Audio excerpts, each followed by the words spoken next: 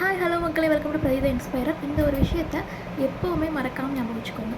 நம்ம வாழ்கிற இந்த அழகான சின்ன லைஃப்பில் ஏதோ நம்ம மனசில் வச்சுக்கிட்டு எதுக்கு நம்மளுடைய நிம்மதியையும் சந்தோஷத்தையும் நம்மளே கெடுக்கணும். நம்மளுடைய நிம்மதியும் சந்தோஷமும் நம்ம கையில் தான் இருக்குது. அதை எப்படி சரி பண்ணுறோங்கிறதும் நம்ம கையில் தான் இருக்குது. லைஃப்பில் நிறைய விஷயங்கள் நடந்திருக்கும். அப்போது அந்த விஷயத்தை நம்ம சரி செய்கிறோமா, இல்லாட்டி ஏன்னா நடந்துட்டு போகட்டும் அப்படின்னு சொல்லி கண்டுக்காமல் விட்டுறோமா, அதை நாமளே கெடுக்கிறோமா அப்படிங்கிறது நம்ம கையில் தான் இருக்குது. அதனால் எதாக இருந்தாலும் எல்லாமே நம்ம கையில் தான் இருக்குது.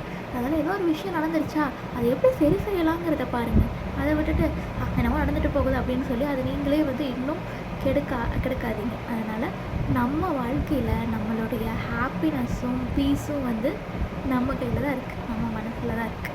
ஸோ நம்ம ஹாப்பியாக இருக்கணும், நம்ம நிம்மதியாக இருக்கணும்னு நினச்சா நம்மளால் இருக்க முடியும். அதை எப்படி கொண்டு வரணும், அதை எப்படி சரி செய்யணுங்கிற பக்கத்துக்கு நம்ம போயிடுவோம். அதை அப்படியே விட்டுட்டு போகலாங்கிற பக்கத்துக்கு நம்ம போக மாட்டோம்.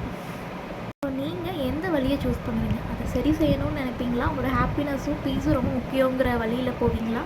இல்லாட்டி அது அப்படியே போகட்டும்னு சொல்லிவிட்டு அதை நீங்களே கெடுக்கிற இன்னொரு வழியில் போவீங்களா? அப்படிங்கிறத மறக்காமல் கமெண்ட் பண்ணுங்கள்.